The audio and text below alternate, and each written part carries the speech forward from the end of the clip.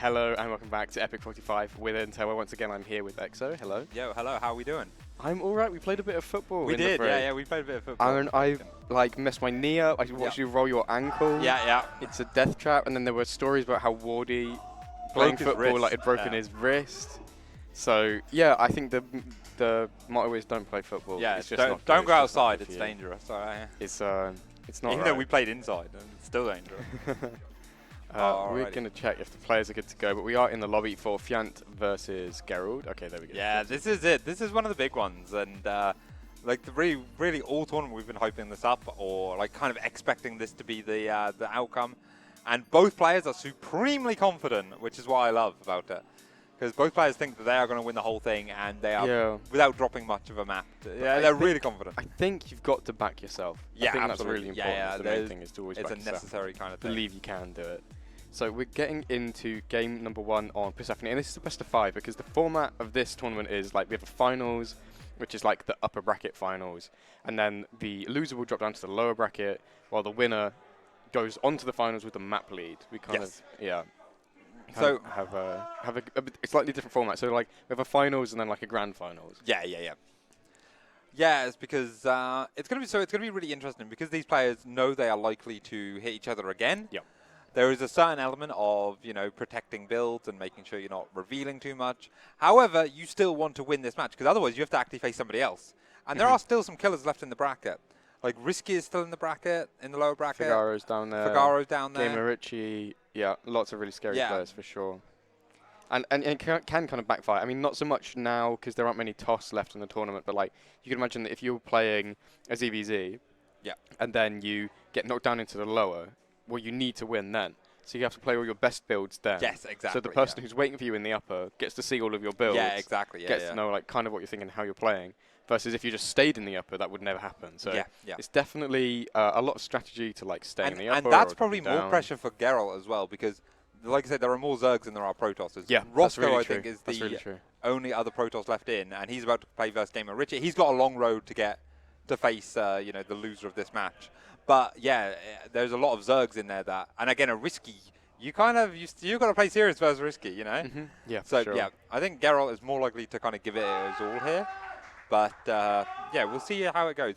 Geralt is also a bit of a spoon Protoss from last time I cast him here at Epic Land. Yeah. He plays kind of slow, methodical. That's for sure. Yeah. So strap in if Fjant. But we've seen Fjant be really aggressive actually in some matches. Yeah, and I think that's the way to play tournament games for sure. Is to turn it on, go really aggro a few games, play a way that they're not expecting you to, and then I just got really loud in my own ears. Yes. Oh, creepy. And you got to mix it up and see how people play. And Fjant has been really good at that this tournament. He's been unpredictable, and that is a factor that you need to consider when crafting a strategy for a tournament series. Yeah, I feel like, do you know when your like ears are blocked and then they pop and you can hear again? Yeah, I feel like that in my headphones. Your ears popped and I could hear you clearer as well. Yeah, hopefully that's all good. And as always, we're going to just see what the Protoss is deciding to do. And the Protoss is Geralt, and he's going to decide to do the Stargate tech. Yeah, this is pretty normal, pretty standard, and it's kind of what you'd expect to see. We saw a bit of Roscoe earlier, and he plays kind of a different style where it's like that Templar Council opening. Yes, yeah. And then, something else after that. Whereas this Stargate tech is more standard, and it tends to play into like Blink tech more often than not. Yeah, there's lots of options you can go. It's the most standard thing because it allows you to get a fast third very reliably, very safely. And that's kind of thing with Twilight Council allows you to be aggressive more, but it's actually weaker to certain like all-ins and things like that, where going Stargate allows you to get up to 1 to 3 oracles is the standard way of doing it. And then you can secure a third, and then you can hit a big timing, or you can play like a slower macro game. And again, we know our Geralt, he does like a bit of a slower macro game. So again, but Blink is a very good follow-up, yeah. Well, Fjant kind of actually wanted him to finish that shade there. He has a lot of lings like just out of position, so there was a little bit of bait there to see if he would take it and actually finish his Adept shade and then lose those Adepts. He's going to split them off to the north while Fjant goes looking for them with these lings, which is a pretty nice move. And this does obviously like drag the lings back in. On the other side, the Oracle is coming in at the same time as well, so nice little move. With the energy recharge, it's got loads of energy on there. Spore's not quite done yet, but Queen's in good positions. Oh, and is there not a sweet spot you can hide on? There this is. map? It's hard to find though, and Geralt's actually going to instead just fly straight Yeah. through. Just get it out of there. There's also a few workers going down from these adepts that were in the third and now in the natural. So we're kind of losing the queen focus. They're kind of focusing the oracles, but they really needed to defend these adepts. So while the oracles doesn't get any actual damage like directly, it stays alive on high energy. Does get a worker on the way out, and in the meantime, it kind of distracted the queens enough that the adepts could get in there and do some damage. And again, that's the kind of the thing that as the pressure gets, as the level of play goes up, the pressure gets more and more, and you force these big mistakes from doing multiple things at once. Yeah, little things like this where the queen was actually slightly in range of that stasis trap, so this one's now locked down for a little bit. Yeah, nice little start for Geralt. Nothing major, no huge damage, but he kind of avoided damage of his own and did snipe a few workers there. Safe into his third, like you said, and in this case, like we didn't. Fjant actually sent these lings across the map, and then didn't even need the oracles defensively because he actually managed to drag the lings back into the Zerg's base, and that obviously puts him in like a really nice spot and really aggressive, kind of aggressive defense, I guess you'd call it. Aggressive defense, yes, that is the way to do it, and I think that actually describes a lot of Geralt's style. Like, he's very purposeful when he moves out, and it's not often not to just like straight up win the game or anything. He's moving out to achieve something. There's something going on in the natural. Yeah, he did let a few lings in here because his adepts moved into the middle of the map. So the adepts are actually kind of chilling in the middle of the map now because he's microing to defend these lings. Yeah. Didn't lose anything as far as I know. Maybe one worker. And in the meantime, like just using the adepts to hold that. We do have 4 adepts coming across, and Fjant has some lings out, but not a huge amount. Yeah, he is. Looks like he's working hard, splitting these off. But yeah, Fjant is very capable of splitting off the lings to be able to deal with both threats at once. Yeah, in good spots. It is going to be Blink Tech with +1, and now Templar Arcs come through. So this will be for like a High Templar Storm or Archon follow-up. Has he not got a Robo yet? I don't think so. It's a. Yeah. Okay, interesting. So, very late Robo it's going to be for Geralt. I don't think that's usual. I normally go down a forged. Like after a Stargate, a forged Twilight Council and a Robo at the same time. So Fjant's actually walking the queens. I think there's going to be an Overlord in position to start dropping creep. Here we go. He's walking the queens rather than dropping them, and they do get scouted, and even this Oracle gets away. That's really unfortunate. The reason is, like, he can't pull this to the front to fight anything. Obviously, it's too weak, but he is going to move in here and get some stasis traps down in really nice defensive positions. So Fjant's going to go across with a big Roach, like slow Roach, Ravager push. Might be quite scary for Geralt, but he's whooping in a lot of Blink Stalkers now with +1 behind this, so let's see how Fjant does. Yeah, and I think this might even be coming in slightly too late for what Fjant wants it to achieve, because I think this is the part where Geralt is now going to be ramping up and making it into a lot of unit production. As we do see here, blinking back to avoid the bar, there is still quite a lot of Roach Ravager here. The Oracles are trying to come in from the side but not get sniped by the Queens. Yeah, one Queen already going down. There's so many batteries and cannons, so Geralt does a big blink forward. Does lose one of the Oracles, but the other one is literally full health, so not sure he's too worried. And he's really thinned out the Roach count here. And you can see him focusing the Queens down now, especially as everything runs back. And yeah, what a nice hold by Geralt. I didn't love the Queens. With +1, these Stalkers do so well. And the Queens like really didn't do anything. They would have been much better left at home. Yeah, it really puts Fjant in a bad spot. It was kind of an anti-timing. Like, he walked in just as everything was getting ready for Geralt. Yeah, he's going to use these lings, but I think he's just going to trade out. He does like trade for a few Stalkers, but not really a great trade. Denying this 4th for a little bit is good, but Fjant doesn't have his own on the way anywhere. Yeah, actually, that's huge. Pretty much toe-to-toe, but he's down 20 workers, all said and done. Yeah, this is not a position any Zerg really wants to be in. Like, if you take it the 8-minute mark from this game and give players control here, most players would not want to be Zerg. Yeah, that's for sure. 4th snipe, not even a cancel. Fjant, you can see, had his camera and all of his units halfway across the map, and now needs to kind of wrap back around, try and grab these Stalkers. I don't know that he'll be able to get it, even losing a Ravager on the way out, for example. Yeah, it's really unfortunate. Like, Stalkers are such an effective kind of mobile unit like this. Yeah. Oh, is he going to break the rocks down? No, okay. No. Even on the other side, like, he's buying a lot of time, so now Storm is done. Yeah, it does get the rocks on the way out. Oh, the 4th he's going to get saved. Yeah. Oh, never mind. That was a cancel. Yeah, these lings were like kind of in position to grab these Stalkers, but instead just focused on the base. So it does cancel the base, but obviously Fjant actually lost this hatch behind it. He's in a really tough spot here. Like, the supplies look somewhat even, but he's down 20 workers. Yeah, and there are the Stormers. So actually, if all the Storms get caught here, this could be pretty good. Even though you have to trade some Ling Ravager for it, Yeah, but so many but now storms it's- on the Ravs while Fjant was trying to capitalize on that, and now they're so weak that the Stalkers can just go through. Yeah, and that's it. game Yeah. number 1. I mean, Fjant didn't play the fight out, but he really didn't need to. I think that was a really tricky one where, Yeah. it's a rough spot for sure. Very impressive work there from Geralt in game number 1. Again, just looking really rock solid, and say he plays a very stand style. He's a very good Protoss. If you want to just watch and like see how Protosses deal with things, like Geralt kind of does that, right? He plays a very straightforward kind of Protoss where it just follows the rules and reacts and sort of like then make things happen. Like I said, I've been finding Fjant's play really interesting. Even going for this Queen Walk, which we see in the highlights here, again, didn't feel like it hit particularly hard, obviously, when it gets deflected. I think, like you said, it was mistimed slightly. Yeah. Like, just because of everything lined up for Geralt to sort of do well there.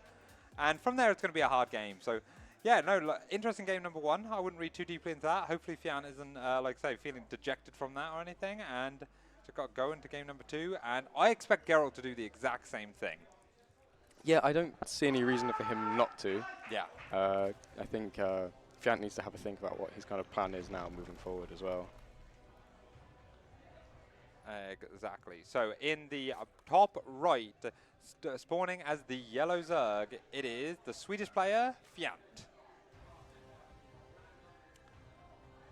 And in the bottom left of ley lines in the blue for Team Streamer Zone is Geralt. Whoa! I always forget about Geralt's team name. I'm bad for that. Yeah, Streamer Zone. Streamer They're Zone, good, yeah. I think. Yeah, well, like There's lots of nice things to say about them. yeah, and he keeps coming back to land, so you know, like, that's what we appreciate. They were all at Homestead Cup as well. So Oh, nice, cool. yeah. I saw the promotional picture of him in the. For the Polish tournament? Yeah. That was really cool. I like that. Oh, mad respect to Geralt. I need to talk to him. I've barely talked to him this tournament. It's just. He's kind of been sat out of the way a little bit. Yeah. Corner, but I think he's mostly focusing on playing good games. He definitely, like I say, the competition only gets stiffer and stiffer, doesn't it? Like it's hard, especially with thinking Oh yeah, he's rallying in the gas. Yeah, that makes sense. And yeah, like I say, just very standard first 2 minutes of sort of PvZ. Nothing super crazy. Anything you'd like to see Fjant or Geralt do? I think the Queen Walk idea is good. I think the execution wasn't so good. Okay. I think like drops might be an option. Yeah. I don't know that Fjant's super comfortable playing really late game, so I don't know that we'll see much of that. But it may like be forced to happen. Yeah. Toss can force it quite well. So Yeah, I agree. So. I don't know. It would just be interesting to see if Fjant has like a game plan that develops over the series. Like we said, he might be kind of protecting it and holding it back and kind of planning for the next one. That is it. I find Geralt's walls really interesting here because again, Ross did this almost exact wall earlier, right? And again, we were saying about how you can't actually wall it off with a 3x3 building in the gap, and even up there is awkward. So yeah, it's a really weird. But they are, if they're doing it, then there probably is something good about it.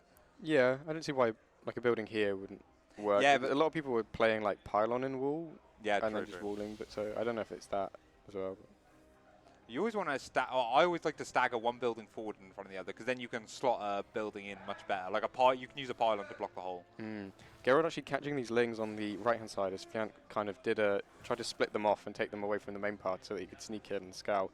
But yeah, Geralt smelling them down. Ooh, third adept on the way already. So he's gone. Did he do 3 adepts last game? Actually, I didn't pay attention. I think he did 2 and then later 2. Yeah, he definitely. That's interesting. He's doing a really good job of like keeping these lings away because obviously this is not walled at all. So if Fjant can like slip a single ling into the main, he can kind of see the tech, which is in going to fact, be I think he's found it at the top there. He's found the last 2 lings out, and again, yeah, just really solid denial of information here from Geralt. And it is an oracle on the way. We know it because we've got production hacks, so we get to see that it is a Stargate and an oracle, but Fjant still hasn't had the opportunity to confirm that. And around the 4-minute mark is definitely where you want to have spores or have good queen position. You have to think about that. 3 drones going down here for the 4 for the 2 adepts. That's really unfortunate, especially because these adepts were like distracted up in the top of the map, so they weren't even like really near the mineral lines for a long time anyway, and then still to get a lot of damage is very unfortunate. Fjant does have the queens in position. mean, this is a bit aggressive. Yeah. But Geralt just barely getting out of there alive. I mean, 2 kills for like nearly the full Oracle health. Yep. I mean, I don't know. And I was going to say about this before, this is what's so nice about the 3 Oracle build, is that your second Oracle pops to defend the third. So even if you had like 20 lings here, generally the second Oracle pops and is able to like, do this, Yeah, I mean, a pylon is not bad damage for the lings, but like, not good either. Like, doesn't really matter too much. Overall, I'd say the early game is more going Geralt's way at the moment. Definitely. Quite a lot of worker kills to cut things off. Yeah, I mean, nowadays, there used to be a point in PvZ where an Oracle would go in and get 5-6 kills, and that was almost like normal. Nowadays, well, I mean, the Zergs are so sharp on it, and Spores are good as well. And yeah, I mean, you quite often see no kills, and it's more about the wards. And honestly, no kills for Protoss is acceptable, right? You know, you don't go in and go, oh, I didn't get any kills. You know, all right, I kept the Oracle alive. That's the important part. Yeah. Let's see how these do. And another one. Oh, that we nearly lose that. Yeah, I mean, took too much damage on it early, so can't really poke in too much with Makes it now. it very hard to do anything. Fjant keeping active with his lings, which is really nice to see. Yeah, poking into the third here. Is going to see that not much defense here. Maybe try and pick off a worker or two himself. Yeah, I mean, he should be able to get this adept, especially with no battery here, and forces the oracles to switch back on again. Yeah. I mean, the oracles stay pretty high energy because of the new Nexus ability, but keeping the Nexus energy down, keeping the oracles, and like skill checking, make sure you're switching them on and off is always really nice. Yeah, exactly, Again, the more pressure you put on the opponent, the more likely you are to force a mistake that they wouldn't normally make. Like, maybe Geralt would leave an Oracle on. Very unlikely, but if he does, it wastes a load of energy. And again, you've got to just play for those little, any little advantage you can get. Yeah, and that moves into, like, in the mid and late game, there's fewer wards, so if you go aggressive or do a ling run by or something, there's quite a high chance that there isn't anything there to defend or that sort of thing. So that puts you in a really nice spot for the Zerg. Yeah, like I say, a lot of it's all about using the tools you've got, and players like Geralt and our high-level players are very good at using all the tools available to them. So if you let them go into the mid and late game with more tools, then they're going to use them effectively. The blink starting here, like I said, good stasis. Really nice proc on the stasis to catch just a single ling. There's not really enough here for Fjant to kind of defend this, though. Yeah, and this is the objective with these kind of Blink follow-ups from Oracle openings, is that you get really cost-effective use out of the Stalkers. Right now, Blink isn't done, so he's actually lost 2-3 Stalkers before Blink was done. And now he blinks everything back, which actually isn't the best way of doing it. Yeah, he's going to need to turn these Oracles on. Yeah. I think overall, like, the trade is probably still in his favor, but definitely not too bad for Fjant at all.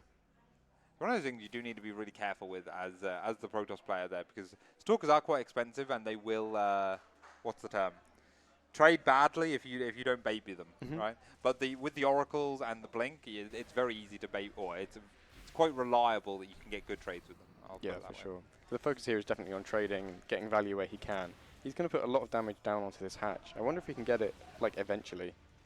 Yeah, like if Fjant lets him, it will be the thing. And again, but the more army that Fjant builds, the less workers he has. So that's like why. Yeah, I actually missed on the backside 9 workers from Geralt going down as Fjant ling run buys into this base, but he's still up so many. So he was up on nearly 70, while Fjant is only on 60 some. So definitely not a good spot for Fjant so far in this game. He's going to have to go aggressive here. So a lot of Ravagers coming through. These are again just hatch tech roaches at the moment, but denying this fort would be really good. Yeah, roach speed, because Leo Reconstitution is on its way, but not quite done yet. Could impact this fight if it just about starts now, and it does. The Oracles haven't got a lot of energy, so the Stalkers are blinking into position. We've got a few Zealots in the front trying to tank damage, but there is actually a lot of Roach Ravager here. Yeah, but I think as these lings start to get thinned out, this should be enough Stalkers. Fjant is going to have to chase these down, and with good micro kiting and blinking, Geralt might be able to still get a decent trade. But it doesn't look like he's going to lose this Nexus. Yeah, I thought the Oracle would have recharge already and come back in, but it's not. And even if it did, it wouldn't have had enough time to do it. Fjant's on an absolute warpath right now, crashing through one base and looking to do more. I'm worried about him overcommitting a little bit here, but maybe he's actually just going for it. I mean, he is only still on 58 workers. Yeah, I think the problem here is that the Oracles are going to kill these units whatever happens, so you might as well stay across the map. Running them away like this, they're just going to lose them on the retreat, so fairly pointless.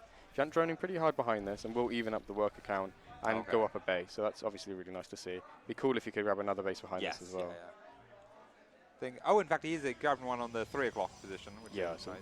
Both players starting to run towards the south of the map. which is very interesting. I find it interesting that the south side of the map feels different to the north side on this map. Yeah, for sure. Interesting movement from Geralt. Going to defend this fourth quite nicely. But Fjant is going to instead flank on the top side. Geralt having a Stalker here to spot out is really nice to see, and means he's not going to get caught off by these roaches at all. Yeah, exactly, and it's a sort of very good fundamental sort of skills of StarCraft is having that kind of map vision, having awareness of where your opponent might want to attack, where they are strong and where you are strong, and keeping tabs on that sort of stuff. As we see a run by going into the natural. Oh wow, what a quick response on the warp in there from Geralt. You love to get to see that.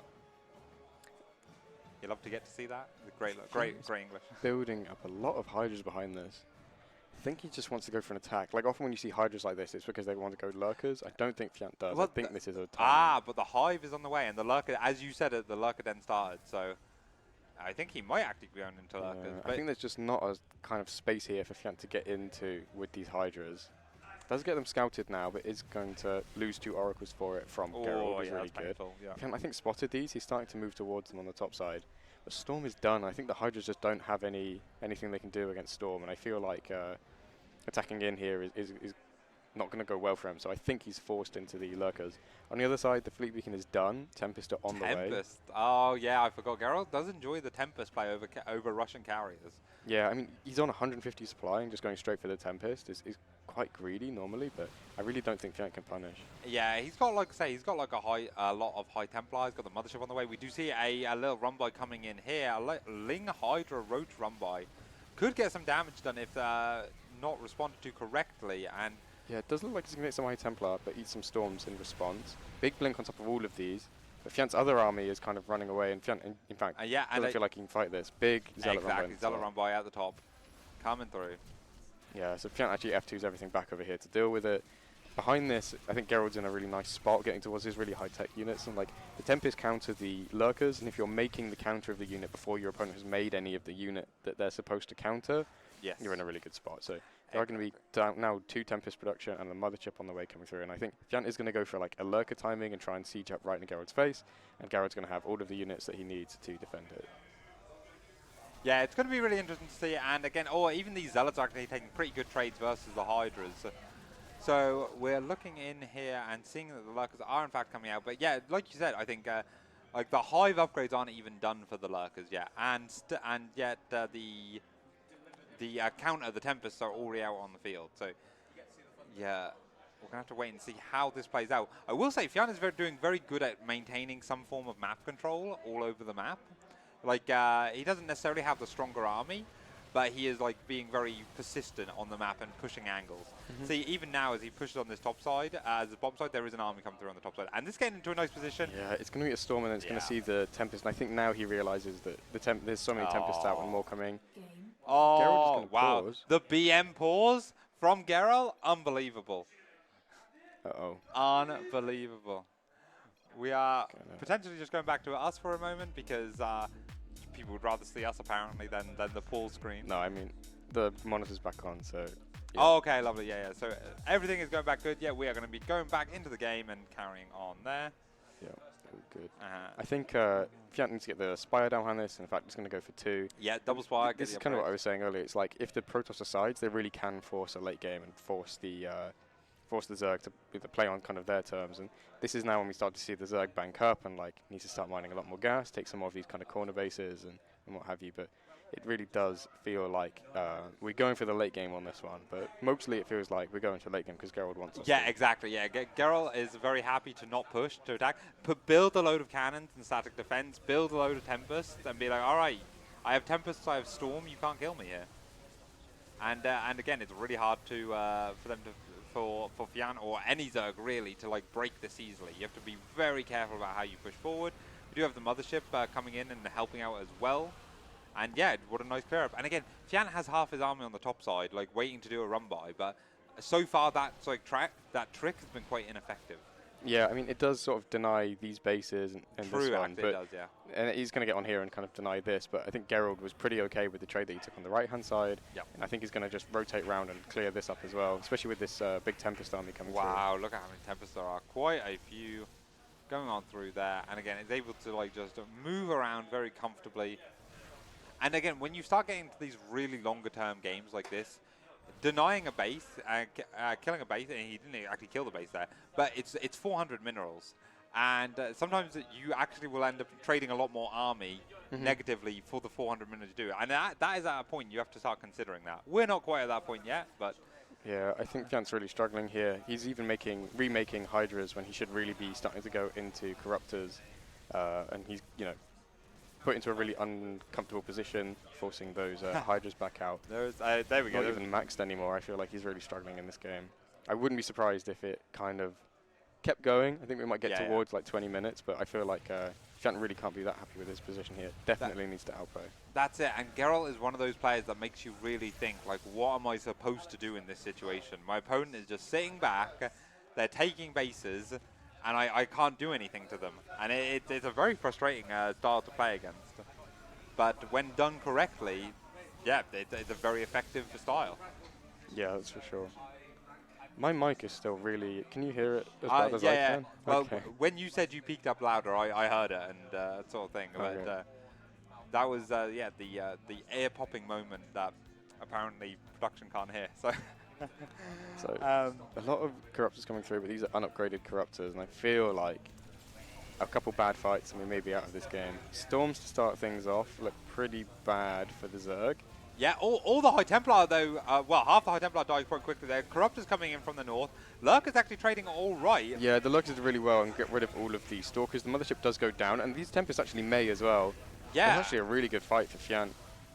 And it was just before his 1-1 air attack, 1-1 air upgrades come in. So he may have anti-timed himself a little bit there, but he's still charging through here. Feels the pressure to get something done.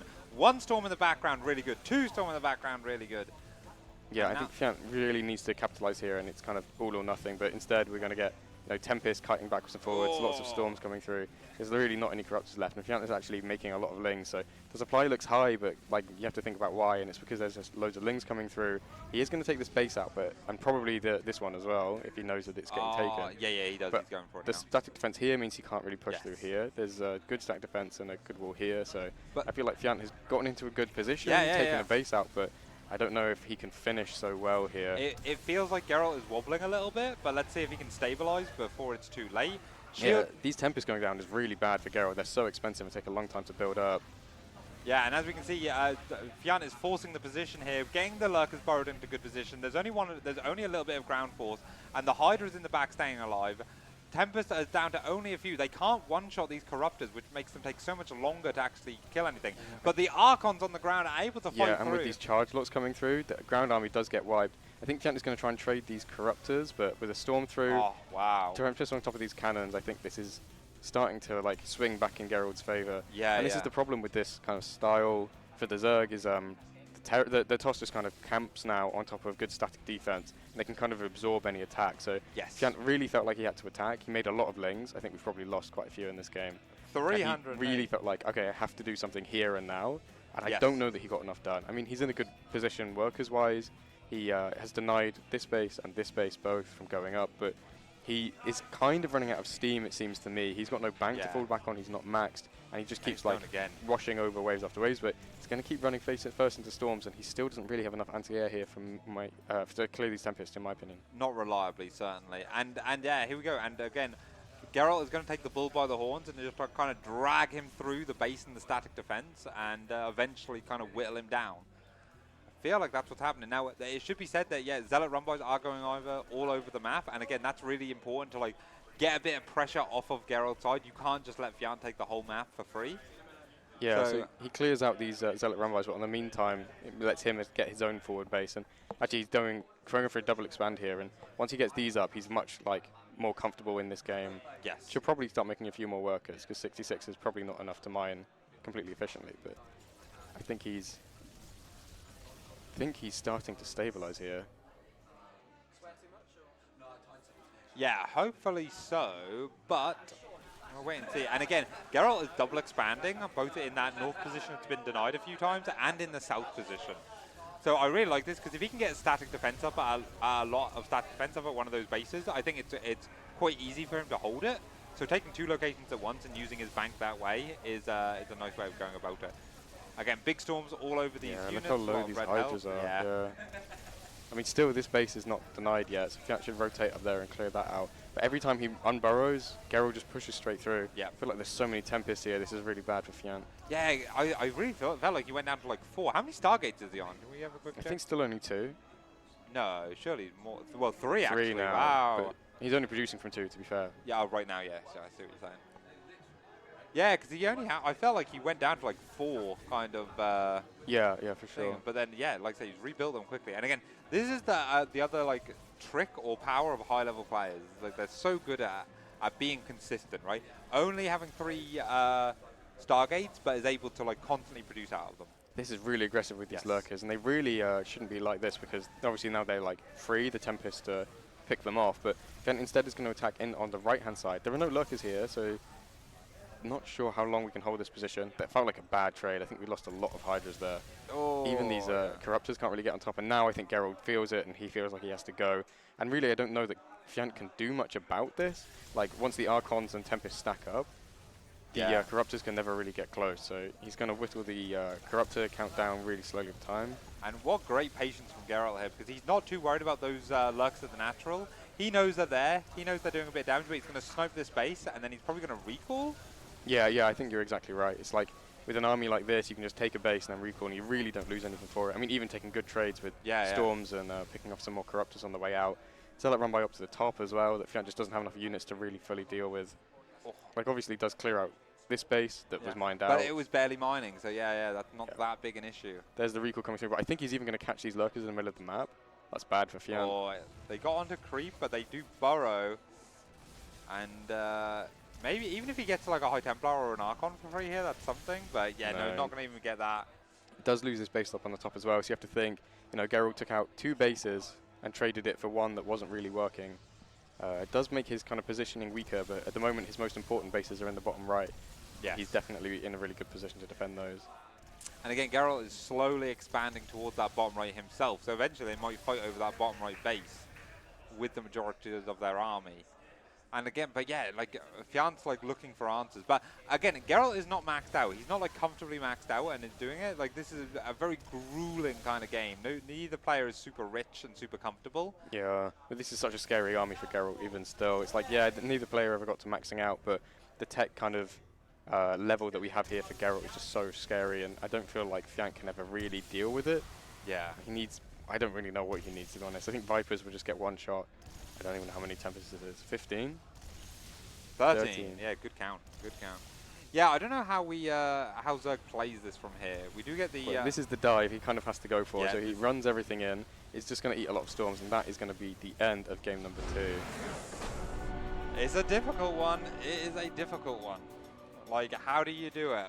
Like, and Zerg players all over the world want to know. Yeah, it's a very difficult position, like genuinely. As much, Geralt is very good at playing like extremely solidly, and that's what it's really there to highlight. And I want to say that Fjant was doing really well with the multi-pronged. He was keeping Geralt busy. He never let Geralt just sit and get really comfortable.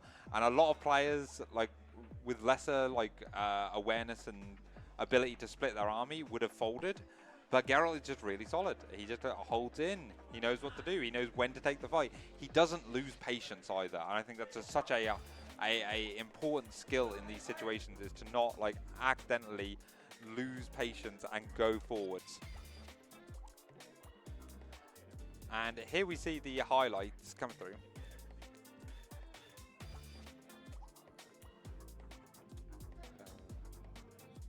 Yeah, this was the kind of how this game started. It's kind of crazy, 6 minutes in.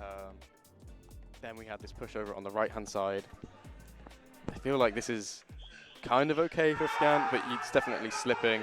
The worker count is already not fully there, and this is quite a committed attack that needs to get quite a lot done, and I don't really feel like it did. Actually, yeah, that's actually such a huge point. At this point in the game, Fjant was down on workers. So, again, a lot of Protosses here would have decided to try and take a more active approach and get a grounded army and try and kill them. But Geralt was happy to take the advantage in an economy and tech advantage, and then just slowly win the game from there, which does show a lot of confidence, because You know, you are letting your opponent play into a late game where they might be able to win.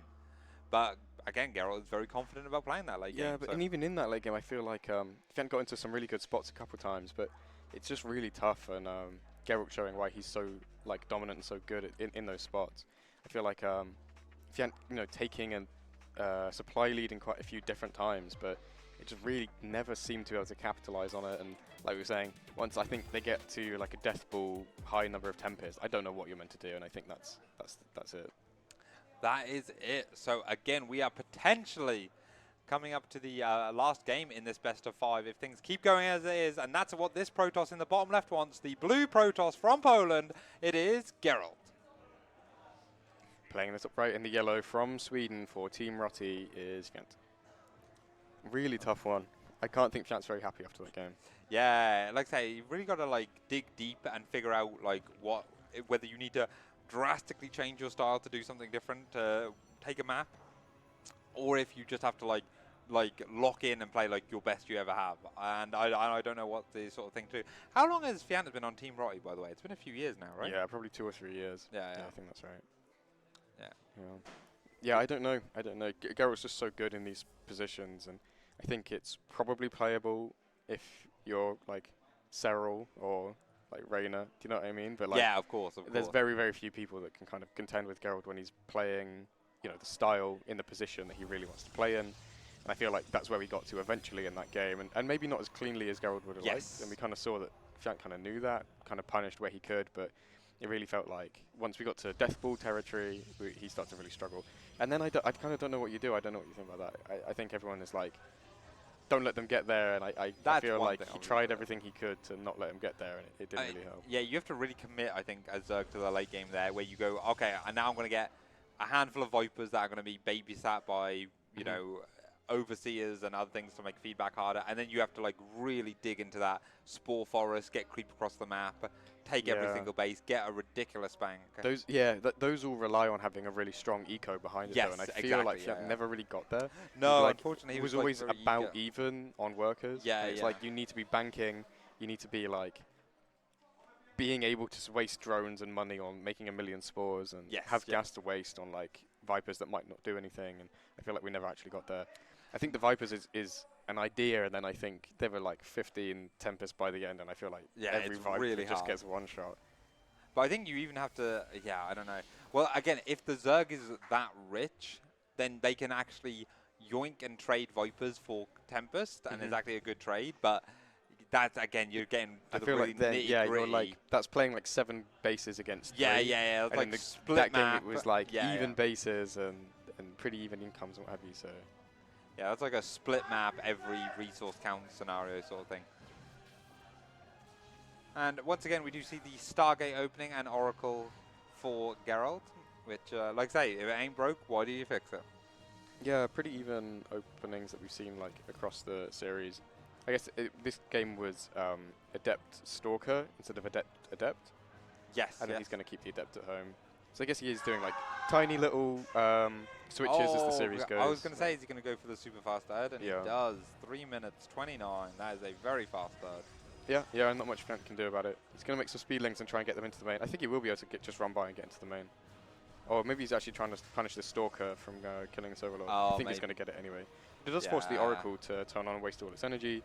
I guess, does he have a recharge? Yeah. He does. He can come across anyway, so.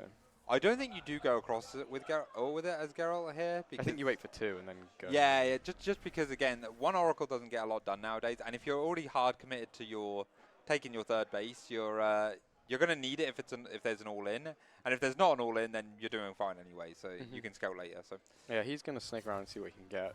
But forcing the spores is always nice as well. That's actually a big thing. Yeah, I think a big part of it is just keeping your opponent honest. And if you never send them, then your opponent starts to cut corners. Maybe 2 workers is not bad for the Oracle. Actually, I think it was only 1 worker and then 1 is a lane. Yeah. Ooh. Right, let's see what Fjant has planned. A lot of workers coming through, and this time, in fact, it's going to be Glaze. It's interesting. So it was like, this is kind of fake, actually. Because this signals like, I'm taking really early third, I'm going to go really hard macro, we're going to play a late game, and then this means, no, we're not. I'm going to kind of all in. Yeah, we need to show Ross this build. He'll love it.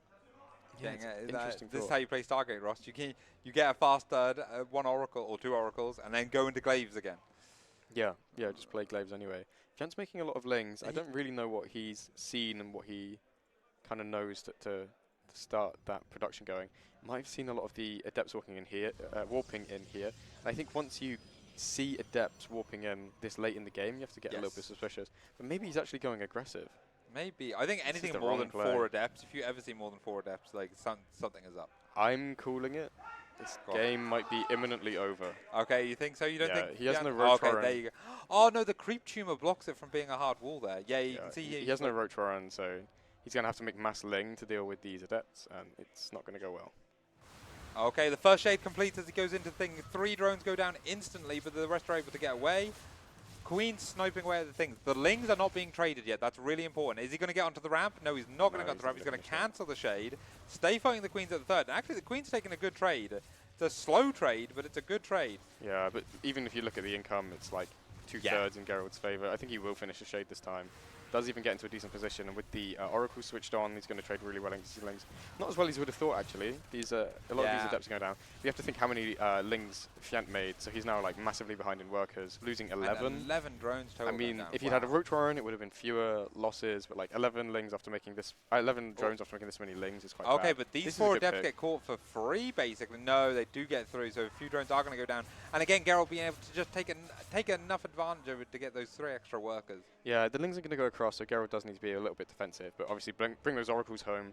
He's warping in lots of stalkers behind this for his kind of next play, which is going to be kind of blink with +1. So I think overall that worked quite well. I mean, the supplies are quite even, but I think they don't really tell the full story at this point. Yeah, it's quite interesting. I wonder how much he was trying to, exactly what he was trying to achieve with that. It didn't look like he was super trying to kill Fjant there. Maybe he was like... No, it wasn't enough adepts to kill, that's for sure. Yeah, like 2 rounds of 6, I think, went through. So I think it is just like a pressure, and it just gets you into this +1. Like, if you were going to kill, you'd go for like way more gates and like bring a war prism or something, so you can be like really all in. So it's definitely not that. You have to think like he got him onto 3 bases really stably, gets his blink stalkers with +1 out. Obviously, they're later than like if he went straight for them, but he's also hitting with. It keeps the Zerg honest, right? Like the Zerg, if Fjant had like just gone up to 80 drones without like looking at anything, it would have been. And again, Geralt with the worker advantage, incredible stuff. Yeah, he's going to start to push the front here, and Fjant doesn't really have enough units. I think Geralt must have seen these Hydras as well, which was like Fjant's play, and this kind of to me says he wants to go aggressive. And I don't think he will be able to. Good stasis war to kick things off. We also have a fight going on at the 3rd base down here.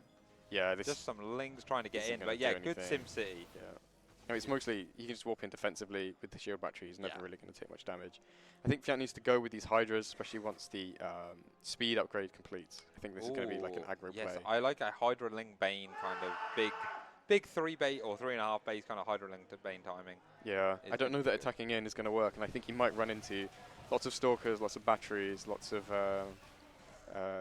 stasis traps, and I think that might be bad spot for him. Bleeding off the lings early on doesn't feel good, but it's really hard because, again, Geralt is just so active. And Geralt is out on the map in a way that feels like he's getting away with it, right? Like, feels like with that amount of stalkers and only 1 oracle. Yeah, they're very squishy. Yeah, it's like... But at the same time, like, they're quite weak to the Hydras, but they're weak to the Hydras and the lings, but the Hydras never catch them, and because of these traps going up all the time, the lings never catch them either. Yeah, Geralt just like knows the perfect range to play, where he knows that he can walk just far enough out onto the map. This could be really bad. Only 3 Hydras getting caught. Still not great, and there's already so much static defense here. This is Geralt's 4th. He's up on 90 workers, while Fjant's all leaning on 60. I don't know. I think Fjant needs to win here. Yeah, the army is not big, that's for sure. Yeah, the army's quite doing it. We've got a few more cannons coming up in defense for Geralt at this base, and Fjant is giving him the time. So insane. He's going fleet beacon behind there, so he's going straight into Tempest while getting all in. You've got to prepare for the next stage of the game. You know, that's like. Yeah, but if you're getting all in, there isn't any next stage. This is it. That is true, but another big stasis trap. That's a Gamer Richie top tip. That is. I'm giving that one for free. You know. There's just not enough here for Fjant. I feel like these Hydras, like there's fewer Hydras than there are Stalkers, and they don't really have a front line. So this will be kind of the make or break. Big warp in coming through for Geralt, but he's mostly going to blink black into these shield batteries keeps so many of these alive. I think we'll start to see the switch from like Fjant having a supply lead into Geralt starting to get that supply lead. Like, he's banking so much money. He could put down a bunch more cannons and batteries and just keep defending this all spending that mineral bank is actually really important here, because if he starts taking critical damage before that bank goes, then the game gets much more complicated. But I think he's going to be doing all right here. Like, as you said, I think we're going to start seeing him generally sort of take the supply lead as he has now and sort of like just run with it. Yeah, I think he can even start to afford the Tempest to come through behind this as well. Yeah. And Storm isn't even done. Like, he held the whole Hydra Hydra that's push true, with no actually. Storm. Fjant is also sort of teching up. He is his infestation pit has just finished, and with that the hive starts. There we go, and that's going to allow him to like potentially try and play again the later game versus Geralt. Yeah, but again, it feels like he didn't want to. He didn't want to be the one to play it. He wanted to like Hydra attack and try and kill him, and it just kind of hasn't really worked. I think Geralt's even okay taking trades here. Obviously, he doesn't want to like lose these Stalkers for nothing. No. Does distract from this Zealot run by towards the top though. I think he's going to get into this base and do quite well. Yeah, and once again, and like I said, Geralt has not been comfortably rich this game, even though he's had a lot of workers the whole game. He's actually probably not traded super good actually. Now that we think about it, because no, still pretty well. Yeah, pretty good. And he has been mining so much for so long. He went straight up to 90 workers, like pretty much unimpeded. I think this base is going to go down with a little bit of micro, but there's so much army here committed by Fjant.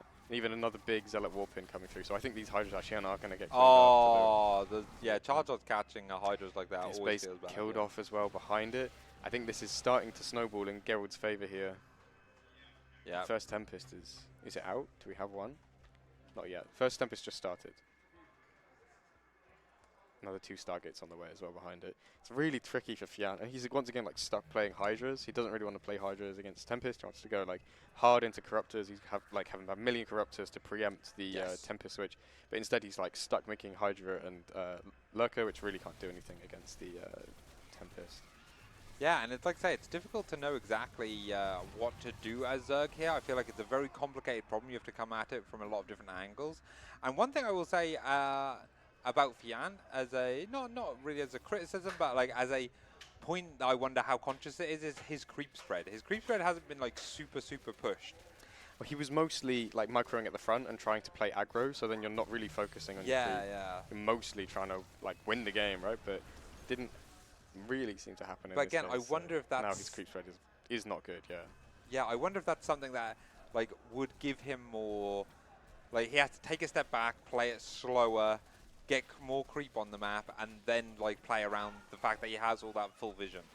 I'm not sure if that would help, but again, I'm just kind of like putting out ideas where I can. I think we're moving into the late game once again, but I don't know that it's even going to last as long as the game before. Fjant obviously going to go and try his best, going to give it his best shot, getting the Spire down behind this, but he's making Spire into a guy who's already making 3 Tempest at a time. Yes.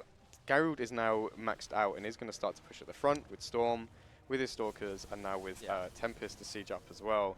Mothership done, obviously, it's really strong. It gives so much power in these fights, and I feel like Fjant is probably going to survive one push, and then more and more Tempests are going to come through.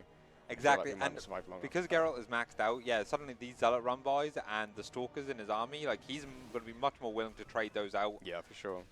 Just so he can build better quality units. Yeah. He's going to start trading, and Fjant not being maxed means that like every time Geralt trades, even if they're not like the perfect, most best trades in the world, he is going to start to get supply lead. At the moment, he's trading workers, and he's already up 100 workers to 66. So oh my his god, economy it is is a third bigger. 99 Protoss workers does not feel... Yeah, I mean, this was an okay start to the fight for Fjant. He sieges up right in Geralt's face and gets himself with a High Templar, only eating a couple storms. But again, he can't really chase here. He only has Hydras against these really big capital ship units. And look, we get back to the storm. And he's kiting into the storm, into cannons, into batteries. So it's like, this is where Geralt absorbs the attack and just deals with it, just wins, moves on. Look how many cannons there are, like in a straight line all across the map. This is some campaign mission stuff. Yeah. I think you kind of see this in like silver, and it looks terrible, and then you see it here also. It's the bell curve, Yeah. Okay. Flanking from both sides, as he does have warp-ins at this lower base, is going to kind of trap Fjant in the middle, and he doesn't really have a nice clear route out here. And I feel like this might be the start of the end. I mean, the supplies are like deceptively even. A lot of Geralt supplies in workers, which obviously don't do much, but he's also has a massive bank behind this, so we're really just waiting on war pins, and that's really like the bulk of Fjant's army going down. There's a few corruptors unupgraded that aren't going to do much behind this. Yeah. A tiny amount of hydras and a few Again, lanes. there is 9 Corruptors, and I think it was 9 Tempest at the end just popped out there. So again, that's not quite the ratio you want, I don't think. For Yeah, that's okay. for sure. 11 to 9 now. Yeah, and like Geralt's just banking. There's so many Yes. workers. He's like starting to mine out the map, starting to grab like he probably grab these more outer bases, and then I don't know what we do.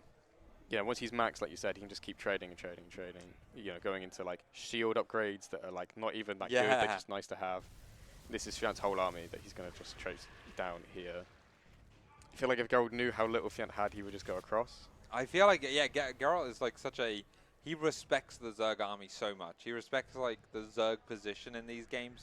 Yeah, I think it's half that. I think the other half is that he's pretty okay playing it so slow. Yes. Like he doesn't have any pressure on him at this point. I feel like he's like, yeah, whatever, I can kill this right-hand base. He's like, I'm probably winning this by, game, and I just need to keep doing what I'm doing. You know? Yeah, exactly.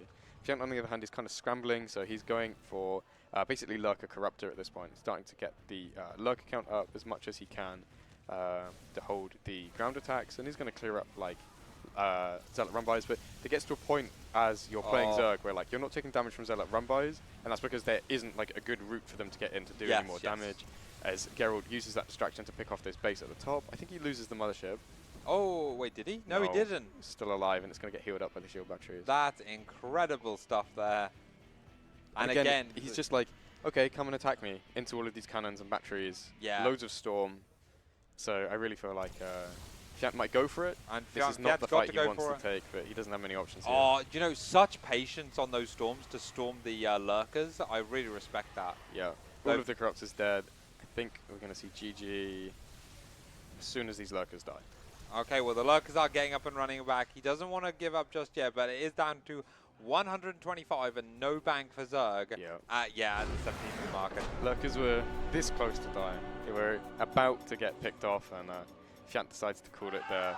Unfortunate series. I don't think it went how Fjant wanted it to. Probably Super dominant looking for Geralt. Yeah. Again, Geralt is just such a, like I say, he's the spoon Protoss, you know, that's what I've been calling him around here.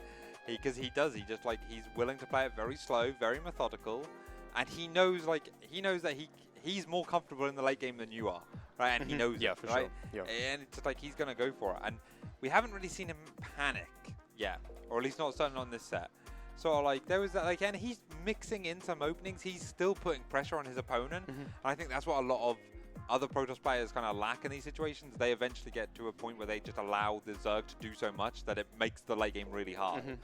But yeah, Geralt's got that balance really nicely down. As we can see, the push here with the Oracles and the Blinkstalkers doing really well. Never takes bad trades. This is where it starts to collapse. Like, this is Fjant's plan, is like a big Hydra attack, and like just gets absorbed, doesn't do anything. There's already so much static defense here. His Ling buffer runs out, so now he has to kind of turn around and go back, and he's just never taking good trades with the Hydras the whole game. Like here, you know, the supply's dead even, which is not where you want to be for the Zerg, and Geralt's so good in these like defensive spots, and I feel like he's good defensively, and then he's good in the late game, so we're left without like a really good plan here. And yeah, no, like Geralt plays the way I think I would play in my head, you know, where it's just like, yeah, I can cover this, yeah, I can be out on the map and do this, but he actually can do it, and I think that's really incredible stuff. Yeah, nice to see. Good games out of Geralt. Fjant's got to have a think. Sorry, we're just setting up the next series. Lovely. To go as well.